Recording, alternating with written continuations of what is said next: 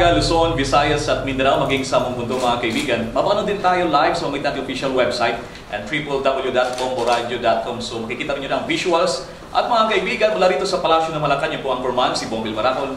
Espesyal po ang ating palatuntunan ngayong umagang ito dahil sa bisita natin ang pinakamataas na opisyal ng ating bansa. Dilit walang iba, His Excellency Benigno Noynoy Aquino III. Mr. President, magandang umaga po sa inyo. Magandang umaga rin. Kumusta na po kayo, Mr. President? Ayos naman. Una-una po sa larangan po ng ekonomiya. Binabanggit na lumang ating ekonomiya kay leaps and bounds.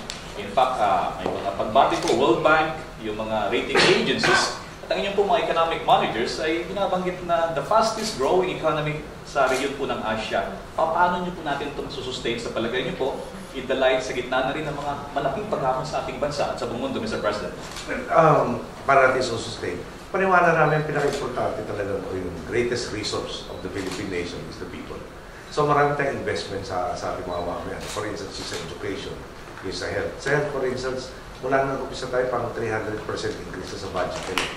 And this has enabled them to, for instance, sa PhilHealth, no? Pinalawak yung coverage. At hindi lang pinalawak yung coverage sa dami ng tao, pinalawak rin doon sa mga sakit na tinatawag na catastrophic illnesses. Ngayon, ang punto siguro dito, for instance, yung parating, isa sa mga parating ko pinukuto sa TESDA, nag-umpisa kami somewhere in the mid-20s yung placement rate. Ngayon, yung average 62% na for all fields. No? Pero pag dumating ka sa mga selected na mga categories tulad ng semiconductor and electronics, nasa 91. Binili ka sa akin ni Joel Villanueva doon sa larangan ng anime, 93%. Kapag-trabaho? Placement, parang pinag-aral. At pagkatapos may trabaho agad. Tapos maraming anecdotal sa tukol doon. For instance, meron po isang tao, dinalo ng ating mga kawali sa TESDA, nasa abroad nagtatrabaho. Tapos tinuro niya kanya, tingin niya, itong sigarito, engineer. Pero tinuro niya lahat ng titulo ng mga kawan niya. Sa dulo nun, sabi niya, lahat sila sinesera ko. At ang pinakamatindi doon, siya hindi nakapagtapos ng koleyo. Pero dahil sa TESDA, sa galing niya, siya supervisor nitong lahat ng mga tituladong tao. So, balikan ko, yung focus ng ating pamamahalan, basically, yung sinasabi, empowering the people. At isa dyan, education, nandyan na rin yung conditional cash transfer program. In-expand natin this year, mula dati na hanggang grade school lang, ngayon in-expand natin hanggang high school. At yung conditional cash transfer, tatandaan nyo, isa lang talagang batayan eh. Panatilihin mo nag-aaral yung anak mo, meron kang stipend na tinatawag mo, meron ang pamahalaan sa'yo, buwan-buwan, no? Dapat natatanggap. Pero dinideliver yun every quarter yata. Now, ang punto dito, pag nakatapos ng high school, yung kinikita ng ating kababayan, maangat ng 40% kaysa kung nakatapos na sa grade school. So, ulitin ko, yung siguro babalik ko rin sa tinulong tatay ko sa akin ng araw. Yung unang kalayaan daw, kaya ang kalayaan mula sa kagutuman. Pag napalaya mo na yung tao mula sa gutom, pag-ahanap ng sa makakuha ng pagkain sa susunod na kailan. Doon, pag panatag na siya doon, pwede nang maging tulay para pag-isipan yung iba pa mga problema. Tulad ng mabuting pamamahala, tulad ng siguro yung buhay ng politika sa atin, yung paghahanap ng tamang pamumuno. Lahat nun pwede nang pasukan dahil lalaktawan na nga yung unang-unang problema na yung makalayo sa kabituman. Okay, alright. Mr. President, ito siguro sunod yung question ay marami nagkabanggit. Nabanggit nyo na kayo ay tila bukas doon naman sa tinatawag na charter chains. At pero may pahiwati pa na sinasabi maraming may kumontra, may mga kritiko po kayo, meron ibang sumuporta na sinasabing bukas din kayo kung sakasakali na tinatawag na tatakbo sa 2016 na elections kung magkaroon ng charter change. Ano bang konteksto talaga na nabanggit nyo ito? Well, tanda ko na una yung tanong kamusta ko ba yung trabaho ng presidente? At ipiniliwanag ko gano'ng kahirap ang trabaho ng ilang Pangulo. No? For instance, meron tayong mga peacekeepers. No? Hindi lang doon sa Golan Heights, sila sa Liberia. Tama-tanda ko nasa South Sudan. Itong dalawang observer natin na tumutulong sa UN para mapanatili yung katahimikan, maiwasan yung kakatapos ng bakbakan doon. Dadalawa sila, tapos nagre-report sila kung tama-tanda ko sa embassy natin sa Egypt. No? Ngayon, every time na may mangyari, katulad itong mga past few days, earthquakes sa California, unang tanong, may Pilipino ba involved dyan? Pangalawa sa Chile, kung tila sa Chile at ang madalas nangyayari at hindi parang populated yung area niya. anytime na may nangyayari, piracy ng yung Somali pirates ng araw, parating tanong, may apektado bang Pilipinas dyan?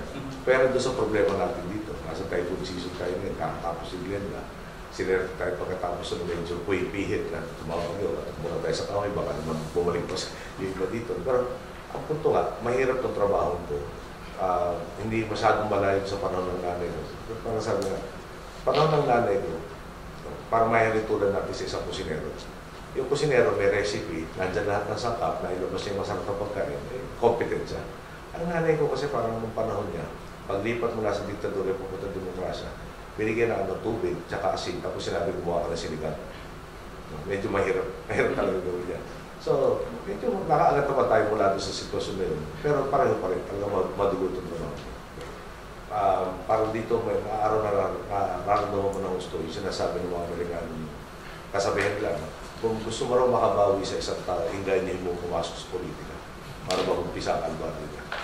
Yun ang konteksto mo. Pero sa pag-uusap, nawala yung konteksto yan. Now, bukas ba ako sa chart of change? Talagang siguro dito sa usapin sa DAP, meron mga makasamahan tayo sa Kongreso, for instance, amongst others. Meron din mga membro ng hudikatura, wala na yung mga retirement, nagsasabi, yung tinatawag na judicial reach. Ano ba yung judicial reach? Noong panahon kasi ng martial law, pag may nagtanong, tama ba ang martial law, dinalog sa Supreme Court. At sinasabi ng Korte Suprema, political question, hindi namin pwede pakinggan yan. So, sa matatakbo mo yan? So, dahil doon, sa ating 1987 na saligang batas, nakalagay doon na meron silang karapatan to review yung review ng mga constitution pa kami. Pero ito yung tinatawag na mag-review kung may grave abuse of discretion amounting to lack of jurisdiction. Ang problema, parang sabi ng mga, lalo ng mga literadong hukom, dapat rin ginagamit ito kapangyarihan ito yung bibihira. Use with restraint. Lumalabas kayo, parang ang dalas gawin yan. For instance, nung may tanong sa Korte Suprema bago ng Paulo, may karapatan ba si Paulong Arroyo na mag-appoint ng Chief Justice? Kaya nag-retire na si Chief Justice Puno. Nakalagay kasi dito, 2 months immediately before the next presidential elections and up to the end of his term, a president or acting president shall not make appointments except temporary appointments. Dito ko rin, except temporary appointments to executive positions when continued vacancies therein will prejudice public service or endanger public safety. Ano ba ibig sabihin nun? Yan yung Chief of Staff, umabot na ng age 56 sa panahon na may ban. No? Pwede mag-appoint yung presidente ng temporary replacement niya. No? Hindi ko temporary, hindi permanent, parang hindi dadaan sa CA, etc. No? Tsaka sa CA, may that time nangangampanya na lahat. Okay. Now, ang issue dito, nag-retire, in-appoint si Justice Corona ng 1 week after elections. Nakalagay dito 2 months before presidential election. No? And up to the end of the term nila pwede. Ang ginawang dahilan sa Article 8, Section 4, Subsection 1, the Supreme Court shall be composed of a Chief Justice and 14 Associate Justices. It may sit in bank or in its discretion in division of 3, 5, or 7 members. Ito importante, any vacancy shall be filled within 90 days from the occurrence thereof.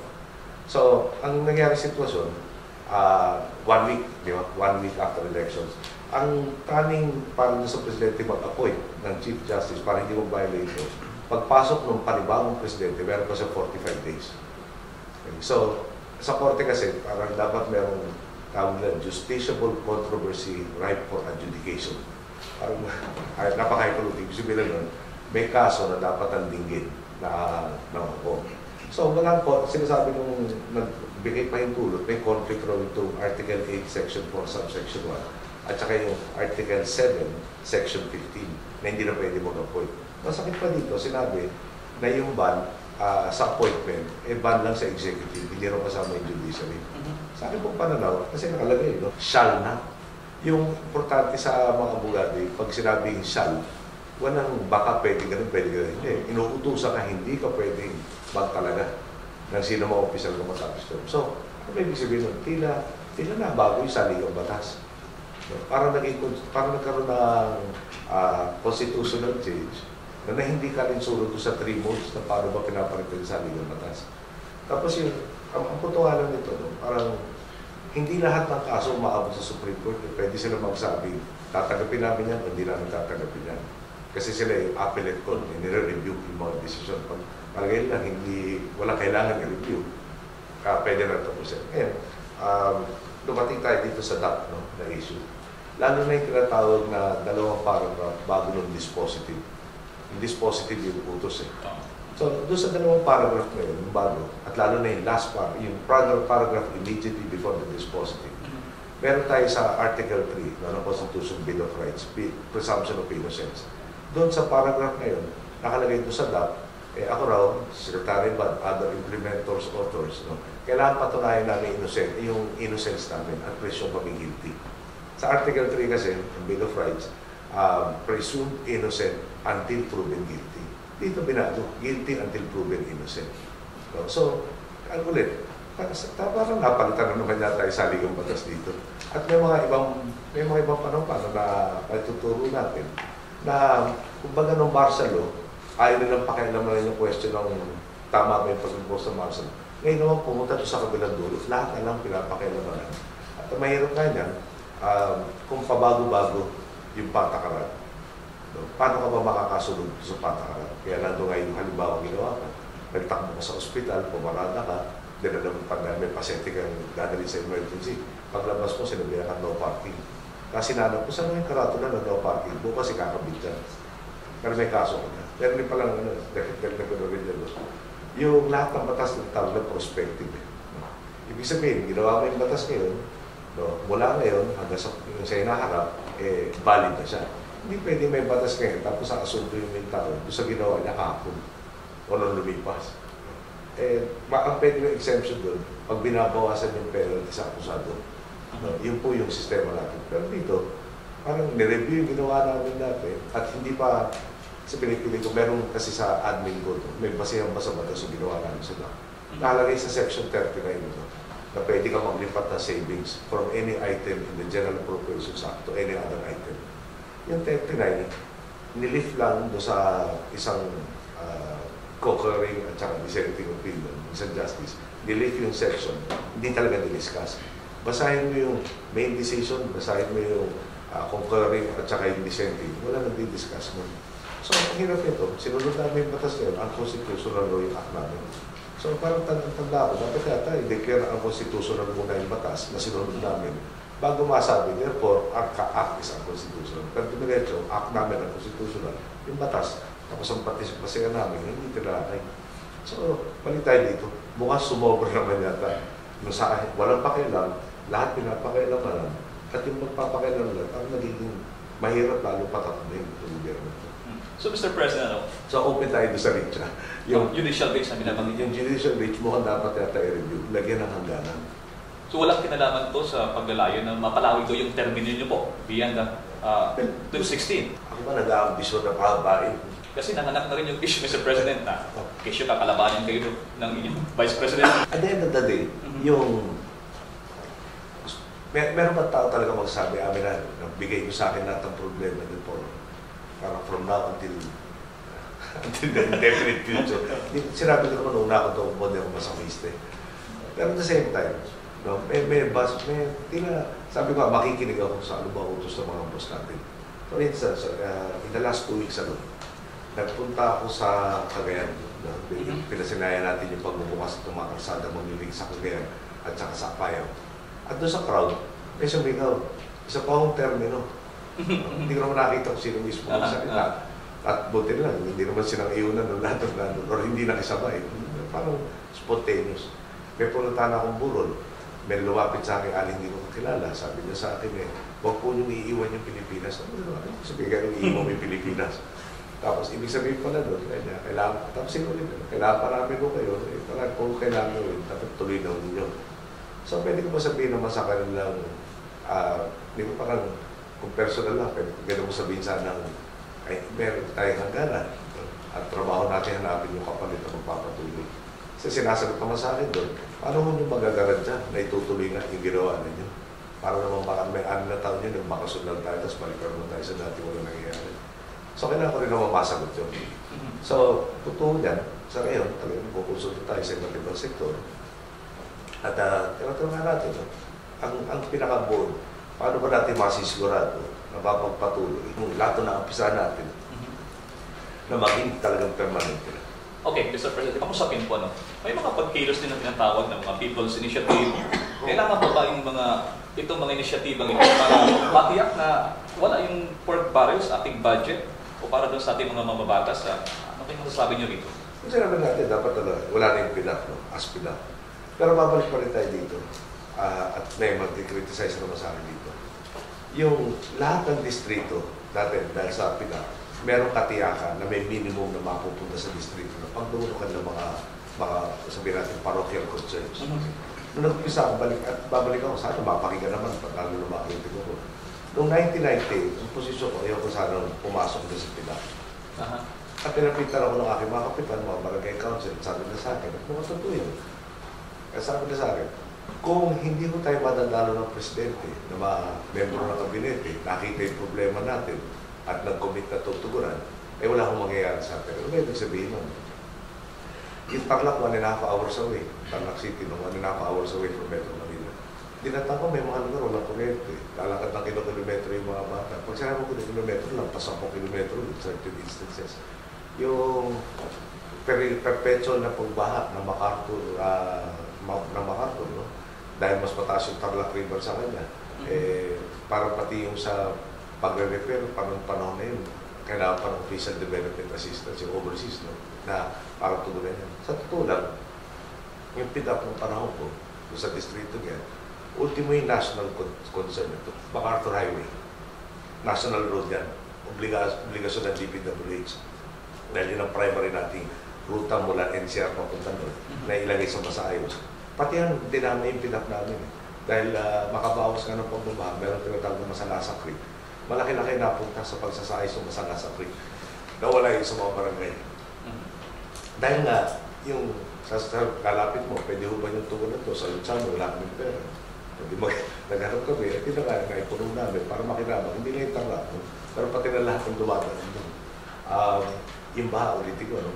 Pinagpasapasahan ako ng congressman ako ng Lower Agno at saka ng Pampanga River.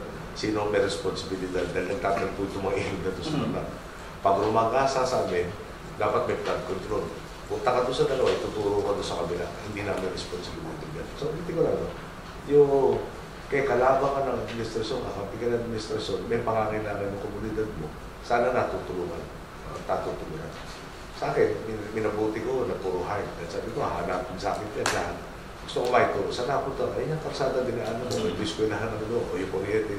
Yung nandun. So, mukhang nasa masaayos naman ho yata yung konsepto na lahat may pangangailangan at lahat naman mayroong karapatan sa kabanang bahay, lahat ng distrito.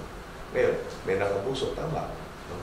Yun ang abuso, anong gagawin natin dyan? Ngayon, dapat pura ng ebidensya at mapakulog yung nagkasala. Pero para sabihin natin na yan as a general concept o yung karapatan nila, hindi pareho ng karapatan ng ibang mga pamamayan natin. Mukhang hindi naman yata tama yun. Nabanggit niyo yung usapin sa DAP, diyan sa Kamara de Representantes, may tinatawag yan impeachment complaint laban po sa inyo. Tatlo yung inihain dyan at sabi nga nila ay sufficient informed at next week may hearing ulit. Ano po masasabi niyo, Mr. President? Mahirap naman yata maging insufficient informed. That form nga, para bang fill in the blanks lang yun. Pero at the end of the day, naniniwala ko, nakaka tayo nakatarolan yan. Tsaka tingnan natin sino na po. Kalibilang baka masabi natin membro ng mga kaliwang grupo na kung nagagalit sila sa akin at kayo na siguro testigo, ilang beses ba sila nag-rally sa bahay namin sa Times na alam naman natin wala ako doon. Yung talagang pasado lang ako pinag-consual. Siguro pag galit sila sa akin, talagang tama yung nangyayari. Dahil kumukunti yung bilang nila, dahil marami nagtitiwala ulit sa gobyerno. Kaya parte na lang ng proseso yun na hinako ko nung sinabi ko, sige, tinatanggap ko yung hamon na mamuno sa bansa natin. Alright, bago tayo magtungo sa Bombo Radio Iloilo at Bombo Radio Pro, standby po ang Bombo Radio Iloilo. Mr. President, susapin po ng rating po. Gaano po kahalaga po sa inyo? At sinasabi na bumaba daw yung rating po mula sa SW Survey, Pulse Asia Survey. Ano bang effort natin na para mapataas mo din yung rating po, Mr. President? Well, yung rating nakakatulong sa gabay para masabi ano ba kailangan natin gawin para sa ating mga boss. Ngayon, sinasabi sa atin ng mga nag-reset ng mga figures ito, may na lumipat, parang kontento sa iyo, hindi kontento sa iyo. Yung nabawasan sa akin, hindi pumunta raw doon sa hindi natutuwa sa akin. Napunta doon sa nag-aalanganin. Saan ba ibig sabihin ng nag-aalanganin? Medyo baka nalito. Baka hindi nasasakrin din lahat ng issue. Baka kailangan pa alamin. Kamakailan lang may grupo ng mga religyoso kinausap namin na naglabas ng statement. Mas sabi natin medyo may batigo sa atin. At pagkatapos sa amin ipinaliwanag lahat. At nakita na nila yung parang mas malalim na pag-unawa doon sa issue tinatalakay. Nag-volunteer. Paano mo kayo makakatulong dito? Sa akin pananaw, yung ating numbers ay tataas ulit. No? Basta, trabaho namin na magpaliwanag na mas maayos para yung medyo nag-alanganin ay manumbalik yung buong politiko. Alright, Mr. President, with your indulgence, magtungo tayo sa matapon ng ating bansa. Ang Bombo Radio Iloilo, at susundan po ng Bombo Radio Coronadal. Nasa linya na ang Bombo Radio Iloilo with your question. Go ahead, Bombo Radio Iloilo.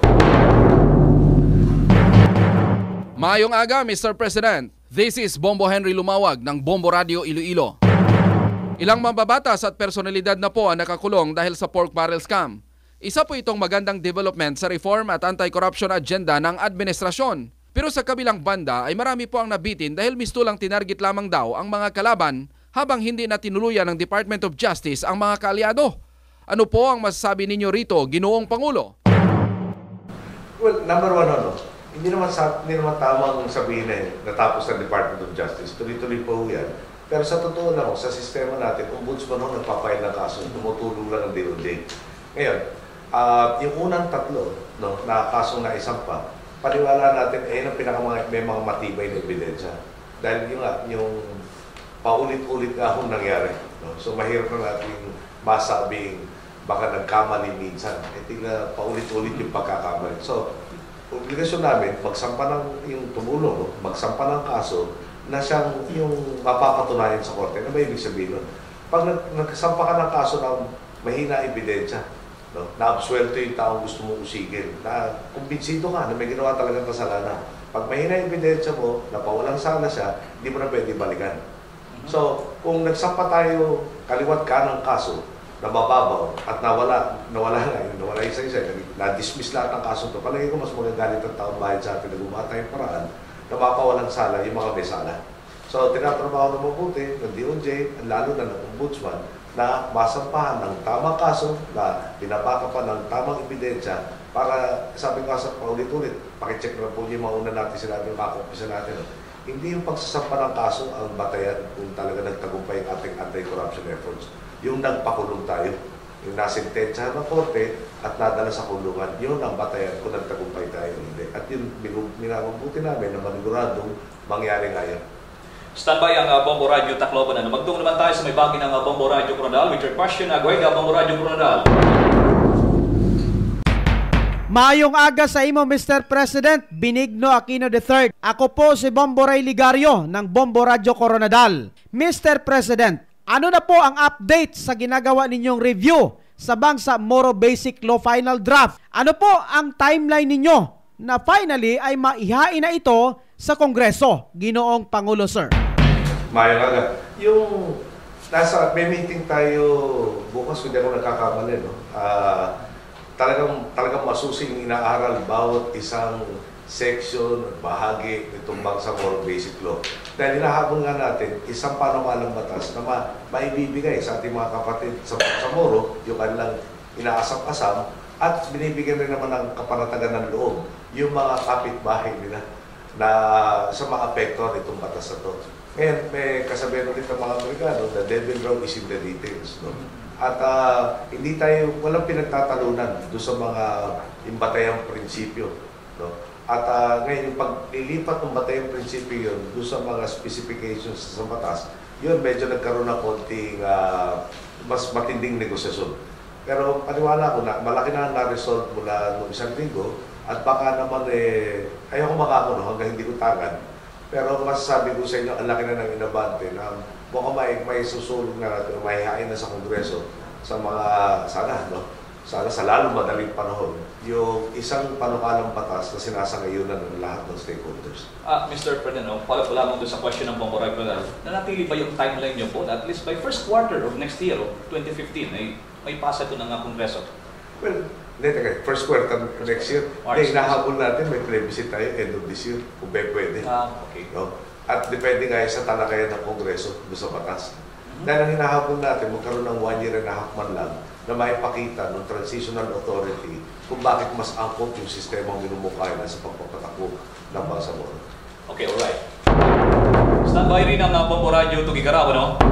Diyan sa Tacloban muna, diyan sa mga wari-wari. Region 8, with your question to the President. Go ahead, Bombo Radio Tacloban. Maupay nga aga, Mr. President. Ako po si Bombo Ninfa Cruz, patawaran ng Bombo Radio Tacloban. So hanggang ngayon ay hindi pa ganap na nakakabangon ng Tacloban City at ibang sinalanta ng Yolanda.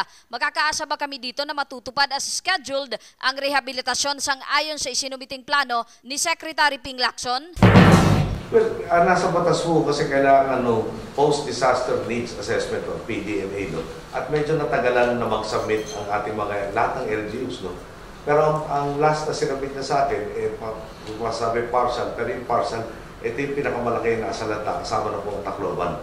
So nandiyan na yung plano na requirement bago tayo magpapalabas ng pondo ng bansa para sa akin na rehab. Sa ating paniwala, mapapabilis dahil nandiyan na nga yung pinaka-importanting component na yung post-disaster needs assessment na formally nang nasubmit at yung masabi natin kinumpay lang ng opisina ni Secretary Lacson. Okay, Mr. President, isingin ko lang itong question mula sa Malacanang Press Corps. May pinaplan daw kayong biyahe patungong Europe at anong makikinabang natin sa ating bayan po para dito sa biyahe niyo po? Well, tutungo tayo sa Espanya, sa Pransya, sa Germany, Belgium at saka sa Estados Unidos. Yung sa Belgium, dalawang pakit po natin dyan. Isang pakipag-ugnayan sa lahat ng gobyerno ng binagit ng mga bansa. No? Pero sa Belgium, may dagdag pa ng European Union. Sa natin kakausapin ng kanilang mga liderato. Siyempre, number one, papasalamat tayo sa pag-lift ng restriction sa ating aircraft. No? Nandiyan na rin siguro yung tuloy na pag-uusap tungkol sa ating mga seaman doon sa tinatawag na EMSA. No?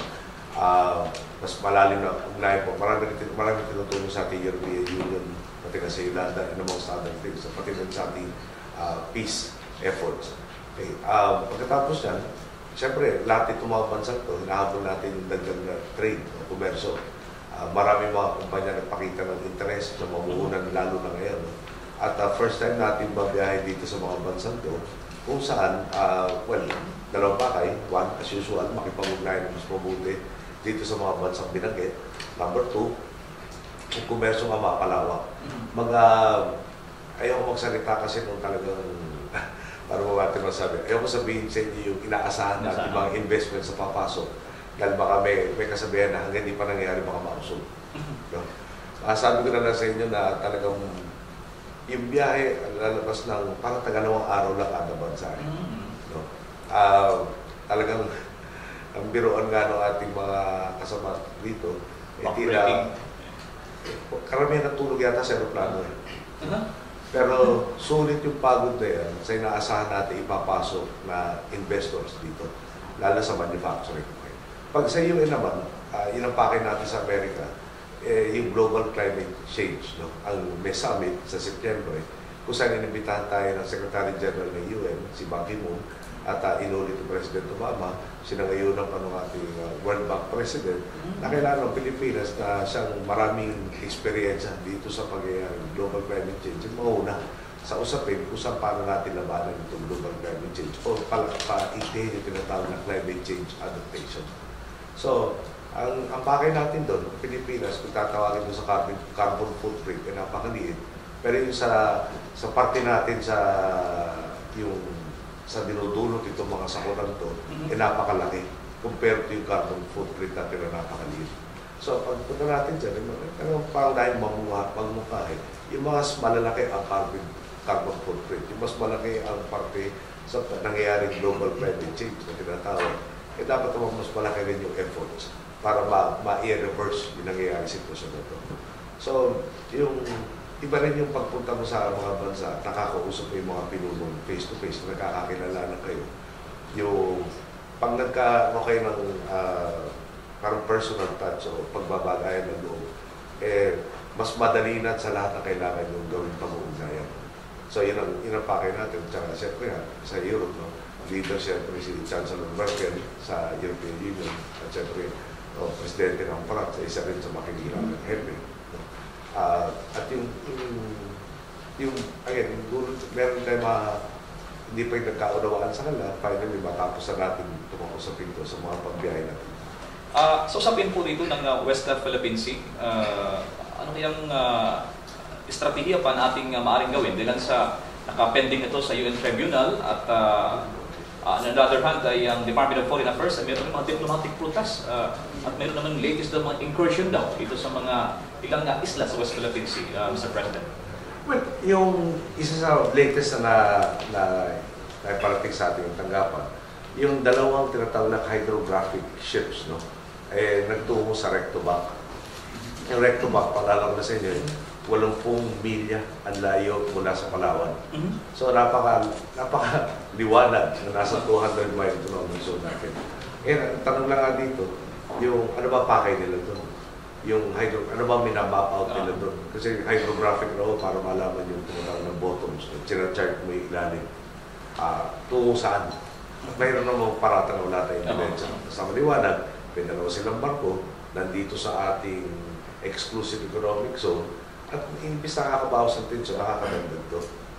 So, dalawa po ang pakay natin, ang dalawang action sa ginagawa tutusin. Siyempre, nandiyan yung arbitration under UNCLOS, lalo na doon sa ITLOS, na tinatawag ng International Tribunal of the Sea. Tapos nandiyan rin tinatrabaho natin sa ASEAN, kung saan natin sinusulong na magkaroon ng Code of Conduct. Yung Code of Conduct, sinubukan gawin niya 2002. Hindi nagkasundo, lumabas lang yung DOC na tinatawag, Declaration of Conduct, mga general principles. So, itong dalawang pakay na to at yung sa lahat ng mga forum na pinupuntahan natin, dinidiin natin na dapat masunod yung rule of law at sa ating paniwala, itong ang law na tumatalakay dito sa Sopito ay nakalagay doon sa tinatawag ng United Nations Convention on the Law of the Sea. So, sa lahat ng mga forum na napapunta natin, pinapalaran natin posisyon, at sinusubukan natin bawasan yung tension, imbis na palakihin. Sana, sabayan tayo ng kabilang panig na makisama na rin na magbawas ng tension, imbis na magpalawak pa. Siyempre, marami tayong intel na dumarating sa atin na kung saan yung mga tinatawag na rocks and features ay nagkakaroon ng reclamation kung saan gumagawa na ng isla. Yung isla kasi may karapatan, yung rock wala. Tungkol sa tinatawag na kanyang mga boundaries. So, nababahala tayo sa lahat itong mga kilos ito. Baka nagkakaroon pa tayo ng report na hindi na lang sa ibang mga bansang meron silang sasabihin natin dispute, hindi na lang tubig ang pinag-usapan, meron na rin land claims. Sana, no?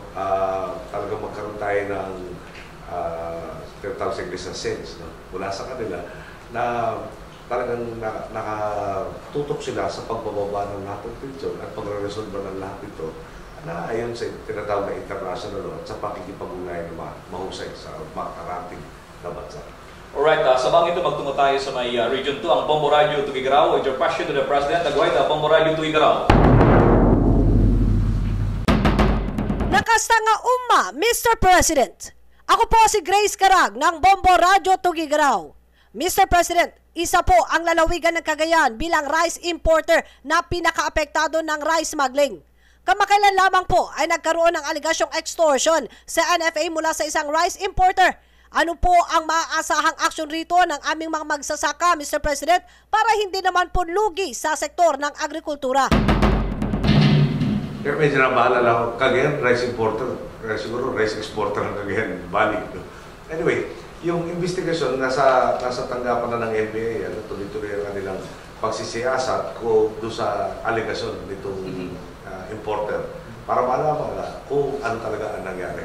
At sa dulo niyan, pag nalabas ako ng report, kung meron nagkasala, yung maasahan yun. Yung sasampa natin kakulang kaso. Kung yung tao namang ginagawa lang yung trabaho, naparatanan dahil sa harassment, lalabas rin po yun. So yung katotohanan magtutungo sa atin kung saan tayo naman punta. Number one. Number two, dito sa smuggling, meron ng mga nagsasabi na yung biglang rumagasa yung presyo ng bigas last year, September, may kaugnayan na rin dun sa paghihigpit natin dito sa smuggling. Nanayin natin rin maraming supply dahil may mga nakakalusot. Yung pinag-aaralan pa na mabuti kung meron bang basihan yung puntong yan. Pero kahapon lamang, inabisuhan tayo na meron ng mga seize na mga 1,000 plus containers ng bigas, no? Na dumadaan sa proseso at tinataya na matapos sa isang buwan, matatapos yung proseso kung saan malamang idadaan to sa LMA para maidagdag sa ating rice supply. So, palalabasin ko dyan na hindi kapakipakinabang na magsbagan ng bigas sa Pilipinas. At hindi tumitigil po dyan, no? Pati na rin yung sa gulay, pati rin yung bawang na nabanggit. At sa ibang bagay pa, talaga naman kung puspusan ang ginagawa ng ating bagong Commissioner Sunny Sevilla sa pagpapabuti ng customs.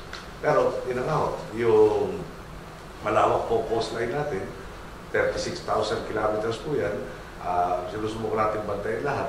Pero matagal na pong problema yung nangyayari smuggling sa customs. At talagang radical na po yung ginawa natin. For instance, so, ang dami natin pinagtatanggal sa customs at ibinalik sa kanilang mother unit, yung Department of Finance, inilagay ng mga taong bago na talagang ayaw ma-assign sa customs para talagang kumbaga bunutin lahat ng ugat ng kamalian dyan, manigurado, na magpabuti ang servisyo ng customs, matigil lahat ng smuggling. Alright, stand by dyan sa Bicol ng Bombo Radio Legazpi. Magtungo tayo sa Central Visayas ng Bombo Radio Cebu with your question. Go ahead, Bombo Radio Cebu. Maing buntag kanimo Mr. President. Ito po si Bombo Glenn Alier ng Bombo Radio Cebu. Matapos po ang pag-aresto sa mag-asawang NPA leaders na Chamson at kay Palparan, may development na po ba ang paghahanap din sa iba pang fugitives na high profile gaya ng Reyes Brothers at Robene Clayo? Meron developments pero hindi ko pwede sabihin sa inyo. Dahil pag naituro nating malapit na kayo, baka mawala na naman hulo, no? Katulad ko kay General Palparan, matagal-tagal na rin nung nagkaroon ng sighting, pero yung mga nakasight sa kanya, mga intel agents, kulang raw sila parang isa o dadalawa nakakita several months ago. At naghintay tayo ng tinatawag na mag-surface nga muli. So, kulang yung kakayan ng intel unit at the time na arrestuin siya, dahil may mga kasama raw yung itong tuloy-tuloy ng operation sa result na yung pagkakahuli sa kanya dito sa Santa Mesa. Yung sinabi ko naman sa inyo, no, na tuloy-tuloy at hindi tumitigil ang ating mga law enforcement entities na habulin lahat ng mga may warrant sa arrest. Alright. Pasensya lang nyo ako na hindi ko pwede muna masabi sa inyo yung detalye ngayon. Surprise, ha? Asahan na lang yung tuloy-tuloy yung success natin dyan. Alright, stand by rin ang Bombo Radio Kawayan. Diyan sa Bicol region ng Bombo Radio Legazpi, your questions to the President. Away daw, Bombo Radio Legazpi. Diyos marhay na pagkaaga po. Ako po si Bombo Edison Bordeos ng Bombo Radio Legazpi. Mr. President, marami po ang nalulungkot dahil hindi pa rin naipapasa ang FOI bill. Bakit daw hindi nyo sertipikahang urgent tulad ng ginawa nyo sa Syntax Law at RH Law, Mr. President? Nasa saligang batas kasi, kailangan ka pwede mag-certify na urgent, kailangan may emergency. No? At paniwala natin doon sa Syntax at saka doon sa RH Law, talaga may emergency. Na yung sa RH nga, isipin niya, no? Kailan lang, mga 2 weeks ago ba, 100 million Filipinos na. Nung EDSA nasa 50 million tayo. EDSA was roughly about a generation ago. In one generation, dumoble na ho tayo ng populasyon. So, siyempre lahat to, yung para papakainin, patatrabuhin, pag-aaralin, tsaka yung kanilang health issues. At marami nga ho yung hindi pa natin naabot yung ating Millennium Development Goals sa maternal mortality rate at sa infant mortality rate. No? So, maliwanag. Yung sa syntaxes, kaya naman siguro pareho ko, marami nakikita sa mga namamatay dahil sa binisyo ko rin ng sigarilyo at saka sa alak. No? Meron ng health na emergency dyan na kung saan yung taxes na binabayad nila, kulang pa sa binabayad na rin natin sa pagpapagamot ng mga nasobra din sa mga bisyo ito. Pagdating naman sa FOI, meron ba kami tinago sa inyong informasyon? No? Or to anybody? Hindi ba kami napaka-transparent? Di ba nung isa meron tinatawag na bottom-up budgeting, pinalikan po yung pangalan niya. Kung saan, pinipilit natin maging transparent sa lahat ng gawain po natin. At lahat ng tanong pinipilit natin sa hotel. Ngayon, aminin po sa inyo, may mga araw na gusto kong i-share sa inyo yung mga problemang umaabot sa akin. For instance, no? Bigyan ko na kayo ng sample. Kahit sabihin nyo sa akin kung gusto nyo malaman ito in its entirety. Dumating yung MERS na problema. Merong, umpisa niyan, may text sa akin ng DOH, merong mga na-expose na Pilipino sa MERS sa Middle East, at binabatayan. Tapos, nung Holy Week ko, bigla na nakita ko sa isang TV station, na tila merong isa na nag-test positive, at nakarating na sa Pilipinas, tapos naapisuhan tayo, parang 12 hours na yata mula nung bumalik siya. Okay. Ngayon, siguro isa-shortcut ko na lang no? Isipin nyo, yung Wednesday po ng Holy Week, nag-meeting kami hanggang 3:30 ng umaga para masigurado yung, number one, mahanap yung pasahero ito. Bigyan ko na mga ibang detalye. Ilan bang pasahero ng aeroplano? 400. 418. Hindi ako magagalan eh. Yung na-report, 418. Tinanong ko muna, paano ba nakakahawan dyan? Airborne ba? Aeroplano, sarado yung hangin. Siyempre ito, nagre-recirculate. Sagot sa atin, ang study sila hindi airborne. Kailangan physical contact. O sino in danger? O yung 3 pasero ro sa harap, 3 sa bawat gilid at sa likod. Sabi ko, sandali lang, 8 oras yung aeroplano mula doon papunta dito. Hindi kaya nakipagkwentuhan sa likod, sa harap, sa gitna. Hindi kaya gumalaw yung aeroplano na off-balance siya, may nataanan sa ibang tao. Hindi kaya mas maganda, checkin na natin lahat ng pasahero. So, inahanap namin lahat yan. Masakit pa yan, yung contact numbers. Umalis sila, prepaid, yung iba, o marami sa kanila. Mga 6 na buwan, 1 taon na wala dito, iba 2 taon. Wala na ho yung prepaid na yun. Kung pinagtatawagan nyo, lumabas, hindi kompleto ang datos. So, parang natin hanapin na. Tapos, tinap ko na, Holy Week pa naman. Tinap ko lahat ng ahensya. Tinap mo yung POEA, tinap mo yung DFA, tinap mo yung DOLE, pati mo yata DSWD, kasama rin eh. Basta ang dami, lahat ng paraan para mahanap. Habang pumasok yan, meron ng isang babae naman na yung sabi na kasi, di pa nakakahawa kung di lumalabas yung simptomas. Kaya may dumating na babae, may trangkaso, natila isang simptomas at parehong lugar, pinagalingan, pero yung aeroplano, nakaabot ng Iloilo naman yun. Sana hanapin mo yung lahat, testingin mo, tapos yung test, 12 hours ang minimum yan. At isa lang ang testing facility natin yung nasa Alamang. So kukunin muna yung swab na tinatawag na sample, itatransport, tapos pati na rin yan sa transport, Holy Week, medyo loaded lahat ng transportation. Yung, siguro humupa yung tension namin mga linggo na lang. Dahil ang lahat ng tines, negative. Okay. So, sabay nun, patapos yung Holy Week, siyempre nandun na yung nag-uusay. Nakahinang maluwag kayo. Hindi, Ebola naman. Okay. Pareho, no? Yung MERS, yung Ebola, walang gamot.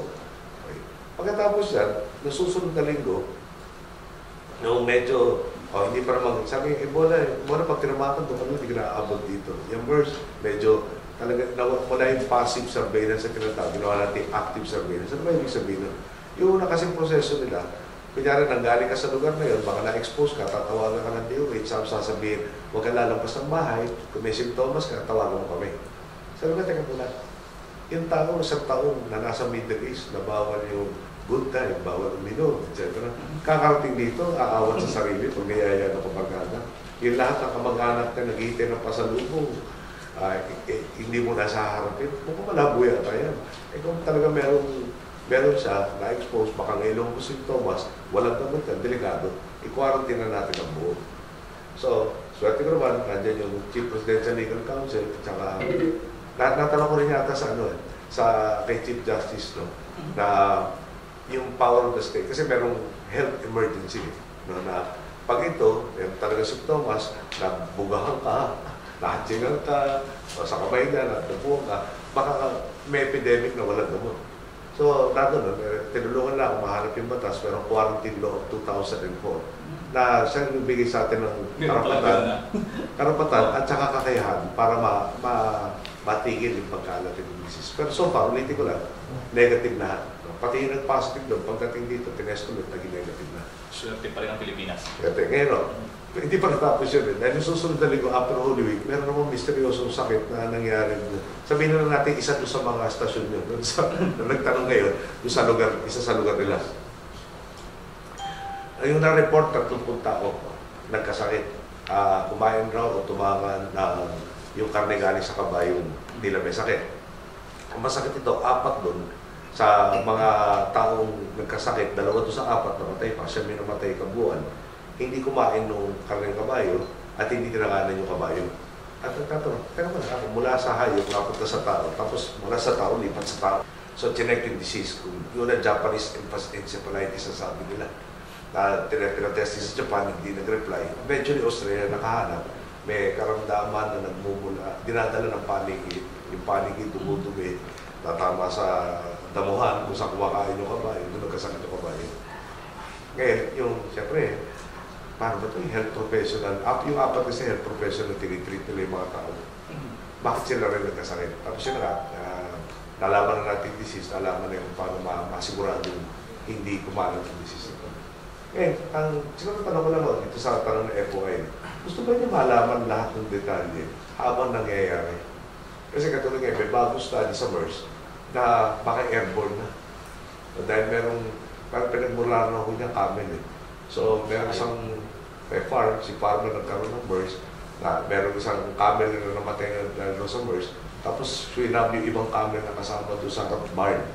May positive rin mo sila. So, ina-assume nila na parang may theory ngayon, baka airborne na siya, hindi yung direct contact na. So, hindi ka naman, yung sinasabi sa akin ng mga ka-industrial, yung masipag raw na reporter, hindi kailangan ng FOI. Pero at the same time, parang ito yung kumakagat, hindi ko ano ba tinago namin? Ano ba yung ginamit sinil? Parati yung sinasagot sa akin, hindi naman para sa inyo, para sa susunod sa inyo. So, hindi namin hinarang yung FOI bill. Sinabi lang namin na ito yung mga kailangan naman natin makita dyan. At inain na namin sa Kongreso, matagal-tagal na. So kung may issue, baka dapat sa Kongreso may magpunta, hindi sa amin. Dahil yung aming binigay na sa kanila, kaya-kaya na namin kung isang buhay yun, kung isasabatas nila. Okay, magtungo tayo sa copies. Standby rin ang Bombo Radio Davao at Bombo Radio Bacolod. Nasa linya rin ang Bombo Radio Rojas. May katanungan din po sa inyo, mahal na Pangulo. What your question, Bombo Radio Rojas?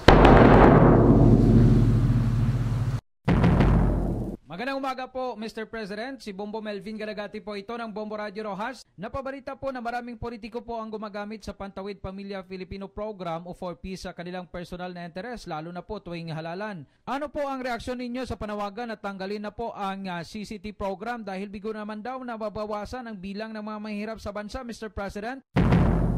Well, iba ko yata yung statistics na binabasa nyo, binabasa ko dahil tingnan po natin sa poverty reduction, 2.5 million Pilipinos ang nawala sa latest na data na nanggaling po sa NEDA.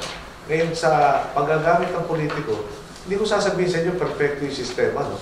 Pero ang basehan po na kung sino ilalagay ito sa 4Ps na programa ay nagmula sa isang study na tinaguri ang National Household Targeting Survey, kung saan sinusuri sino ba talaga may pangangailangan at hindi. Ngayon medyo luma na po yung survey 2009 kung di ako nagkakamali. Nagkaroon ng mungkahi na kailangan ng i-review ito o panibagong survey para makita nga kung sino nanatili, kung nadagdagan, etc. Inaprubahan mo natin yan. Ang problema lang, pupuntuhan ng DAP. Nabaliwala na po ng Korte Suprema yung DAP, nabinbin, ihain natin sa Kongreso na isama sa supplemental budget para sa 2014 para magawa na nga po yung study. Kritika naman, yung sinasabi nyo, baka anecdotal, medyo magugulat ako. No? Talagang may mga politiko sumubok na makihalo dito, pero ang tulo, ang basihan, yung survey na ginawa. At yung survey yung ginawa bago ng panahon natin. No? Nandiyan na yung survey at kumikilos kami, sino ba dapat tulungan? Yung survey ang nagtukoy na sino mga may pangangailangan. Ngayon, titingin ba natin, ulit lang ako, no? 2.5 million Filipinos lifted out of the poverty line. No, hindi ho biro yan. Yung sa employment naman po, nagkaroon tayo ng 1.6 million na dagdag na trabaho ng 2013. In 2014, siguro sana madagdagan pa lalo yan o mahigitan pa. So, politiko, pag ako naniniwala ako sa konsepto, yung pamilya na talagang sobrang hirap, na yung ultimo pamasahe na lang ng anak na papuntang sa libre grade school at high school hindi maabot, kailangan naman ng alalayan natin para makasabay dito sa paglago ng ating ekonomiya. Pag wala akong skills, doon na tinatawag, paano makikisali ng talagang buong-buo sa nangyayari pag-angat ng ating ekonomiya. Alright, balikan natin ang Mindanao region. Ang Bombo Radio Davao, Mr. President, may katanungan po sa inyo with your question. Bombo Radio Davao. Mayong buntag, President Nonoy Aquino, sir. Ako po si Bombo Nolitikson ng Bombo Radio Davao. Mr. President, marami po ang hindi kumbinsido sa performance ng PNP at nababahala sa mga naitalang krimen na mas naging brutal at walang takot ang mga suspek. Kaya tuloy marami ang naniwala sa estilo ni Davao City Mayor Rodrigo Duterte para matakot ang kriminal. Well, yung siguro ang diretsyo ng sagot dyan, no? pinangako ko naman ho kasi sa inyo, talagang tutugisin natin lahat ng mesala. Tingnan natin yung mga high-profile cases, no? Nagkanina sa dyaryo, nabasa naman po nyo yung pangatlo na hindi nasabi. Tatlo ho magkakasabay more or less, no? Si Mayor Balolong ng Curbistondo, Pangasinan. Parang kinabukasan ko, di ako nagkakamali, may nahabol na kagad na dalawa na sa salarin. Tapos sumunod po nun si Ginoong Richard King. No, June 7 yung kay Mayor Balolong, June 12 yung kay Mr. Richard King. Diyan po sa Davao nangyari. At nahuli na po ang 4 na kataong may connection dito sa krimen na to. Yung pinakahuli yung group, sa grupo 3 yun, parehong araw ho, yung si Ferdinand Enzo Pastor, yung karelista. Nahuli naman ho. Yung sa nagtanong ko rin sa inyo. Nahuli ho kanina. So, ulitin ko na ho sa inyo, no? Paniwala ko, ang titigil ng krimen, hindi dahil sa tinatawag na takot, pero yung kasiguruduhan na pag may ginawa kang krimen, mahahabol ka ng Estado at makukulong at mababayaran yung kasalanan mo. At ito nga ho, siguro baka matanong ko naman ho kayo in return, no? Pag yung mga sensational na krimen, fraud page. Pag nahuli ho, nasa fraud page ba, headline rin. So, yung, siguro kayo parang, naka-headline. Yung Champson, di ko alam kung sa anong pahina. Kay Pastor, nakita ko kanina, bottom of the fold. At medyo yung pinakita ko siguro, 1 inch yung column dito sa front page. Pag, makakatulong kayo sa amin. Talagang, may krimen nangyari. Malayo yung populasyon natin. No? Nagsasabi nga ako, pati na sa Garden of Eden, nagkaroon rin ng krimen. No? Pero tanong ko dito, pwede ba yung pag may ginawang krimen at nakalusot, hindi pinagbayad ang kasalanan, yun palpak ang sistema natin. Pero pag nakahuli naman sana, kasi prominent rin, para mapakita naman, mainganyuhan yung mga testigo na makailaho kayo dito, may mangyayaring hustisya. Pero pag itinatago natin yung success sa inside pages, o baka sa yung B-section, C-section, D-section, kung ano pa section, baka naman hindi makita ng tao na may ebidensya o meron testimonya gusto ihain na sulit yung pagbibigay niya ng testimonya. Alright, stand by ang Bombo Radio Bacolod. May palap lamang po, Mr. President. Sa Vita Killings po, meron pa kayong mga bagong mga marching orders ito sa ating mga tulad. Lately, may bago ng mga ibinaril sa Dagupan, sa Pangasinan. Wala pa akong information ng malalim sa Dagupan. Pero nakipag-ugnayan tayo sa National Press Corps, kung saan ang mukhahin nila yung magkaroon naman sila representative sa interagency task force na sineto ka para to address media killings. And siguro, yung masasabi natin kasi napakaraming desente dito sa administrasyon natin. Pag nagkaroon ng krimen, at tanong kasi, ito ba dahil, di ba, pag sinabing media killing, kadalasan agents of the state sinosuppress yung search for the truth. No? So, yun, hindi dapat talaga mangyari. Actually, miskin ng killing, hindi dapat mangyari talaga. Pero marami naman dito na masasabi natin the pursuit of the profession. Tapos bakit ko nabanggit yung disente? Nawalan, may pamilya, nawalan sila ng membro. Sasabihin pa natin kung anong dahilan bakit nawala itong membro ng pamilya nila. At kung minsan halo-halo na akong dahilan. May love triangle, may extortion, may kono-ano. Gusto pa ba natin ilabas yung dahilan na yun na may personal silang alitan na kaya ganito umabot. At having said that, hindi yung excuse yun doon sa gumawa ng kasalanan. Tutugisin pa rin natin yung tigis natin yan. Pero kung minsan pag nagiging quiet kami, para lumalabas, dahil nga namin ilabas yung mga nakita motivation. Kompleto yung kwento, Ito pumatay, ito napatay, ito namatay, o pinatay, ito pumatay, ang dahilan ng pagpatay ay ganito. Quiet kami doon sa dahilan ng pagpatay, bigla lumalabas, di namin nasunod. Kaya tanong naman maganda mo ngayon, nasa kultura natin na may ginawang di rin maganda itong biktima at nawala na ibang pupuntahan itong assailant. So yan, pinare-review ko sa ating buting kalihim ng katarungan na baka importante na rin, kumpletohin na natin yung kwento para alam ng taong bahay talaga na nasolve sa kabuuan kung ano man yung krimen yan. Pero hindi natin tinutolerate yan at hinahabol nga natin lahat. Ayaw ko na magsalita ng dagdag patungkol sa... Pero masabi natin naman siguro at sasanayan kayo, maski anong samahan, merong maayos, merong hindi maayos. At yung politiko na ho, obligasyon ng Estado, ano man ang ginawa ng krimen, kailangan po meron. Magtungo tayo sa may bagay mga kaibigan sa may Negros. Ang Bombo Radio Bacolod, may question sa inyo, mahal na Pangulo. With your question, Bombo Radio Bacolod.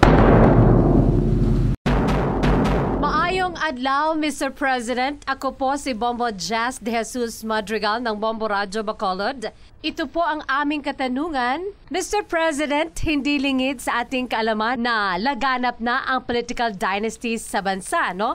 Mahigpit po itong kinukontra ng CBCP at iba pang concerned groups. Ano po ba ang inyong masasabi sa lumalawak na panawagan laban dito, Mr. President? Pag-aintindi ko sa kasalukuyang Kongreso, meron akong mga panukalang batas na talagang umaabante na. Pati si Speaker nagsalita, napabor siya sa anti-dynasty bill. Ako rin, no? Lalo na pag di ba parang isang pamilya sa isang lugar, nasa kanila lahat, economic, political, kuminsan pati judicial, pati yung sa security sector, puro kamag-anak nila. Baka mahirapan tayo magkaroon ng tinatawag na malaya at saka makatutuwa ng halalan. Siyempre, yung una natin mission o una natin naging trabaho sa Kongreso, Senior Vice Chair po tayo ng Human Rights, Civil Political and Human Rights Committee, na medyo ang hirap nga ito, yung kawawa na kami mga politiko kung tutusin. Na pag politiko nga, dapat bawasan yung karapatan mo, dapat mas mataas yung scrutiny sa'yo. Di ba, pagpapanatili ng magandang pangalan, pag sa politiko ka, mali dynasty. Pag, kunyari, sa medicine, nag-retire yung doktor mo, pumunta sa anak niya, una mo susubukin yung anak niya. Pero having said that, palagay ko, nasa record naman, nandiyan na yung panukalang mga batas, isa ko pinayin ko, i-raise ng Caloocan, at ulitin ko na ho, si Speaker Belmonte na mismo nagsabi na talaga yung susulong nila itong anti-dynasty na batas na ito na iliwanag na yung provision ng Constitution, yung karoon na may at pag naitapos ko ulit, handa-handa po yung mahalas po yung batas niya. Mr. President, maulang galang po sa inyo, gusto ko lamang bigyan na dahil itong lighter side po, what comes first in your mind? Mag-mention naman mga names, words, or a group of words. For example, Pope Francis visit Santo Papa. Kay Pope Francis, yung ang hirap na sana one word, pero yung hope, yung inspirational, at kung kailangan inspiration, then go sa media. Yung para masabihin dahil trainin ako ng mga Jesuita siya, kaya idol ko siya. Yung gusto natin makita ng buhay na simbahan, talagang isinasa buhay niya. Simbahan na nakatutok doon sa pangangailangan ng kanyang mga kasapi. Hindi para magwalang pakialam sa nangyayari. At yan talagang dinemonstrate ni Pope Francis in so many instances. Kaya talagang very inspiring. Hindi generate na intense hope na may rebirth yung mga Senador Bongbong Marcos. Kapwa politiko siguro. At saka, siguro Bongbong Marcos, magkasulungan talaga. Okay, Senator Juan Ponce Enrile, Senator Estrada, Senator Revilla. Hindi naman akapyata na isang puron. Siyempre, Senator Enrile, hindi ko masabing nag-aaway kami sa lalong panahon na Senate President siya. Gentleman of the old school. Doon sa dalawa naman nabanggit mo, what comes to mind, we will guarantee the rights. We will guarantee that the rights are observed. How about Manny Pacquiao?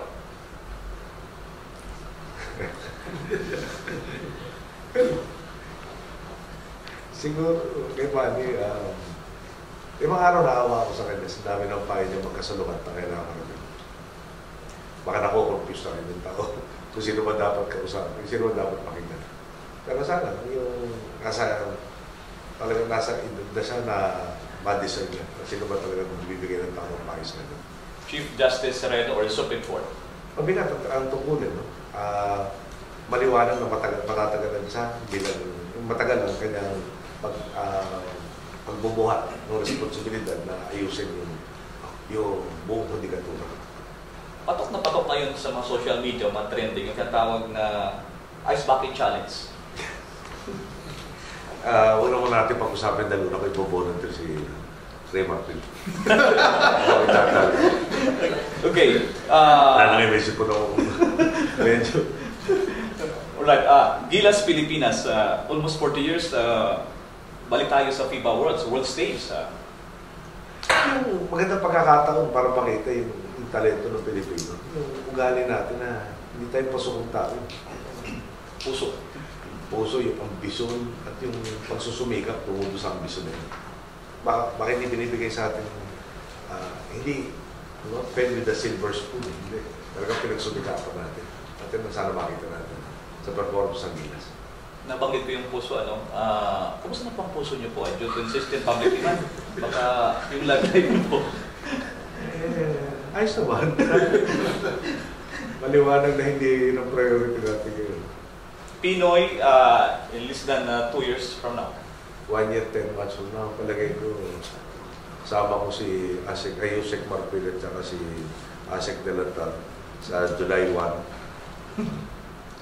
The day after bumaba tayo sa pwesto at kakain kami ng masarap talaga. Tapos may streamer na nakalagay sa likod ng kalayaan. Hindi ko sila mabalik sa gobyerno.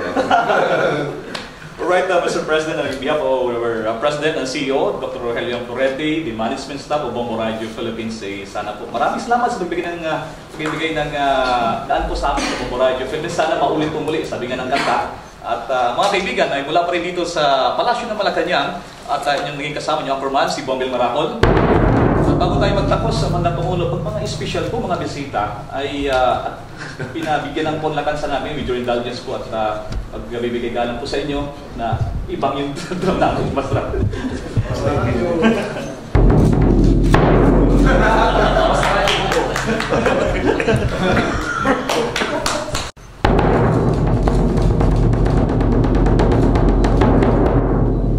Magandang umaga, Luzon, Visayas at Mindanao, maging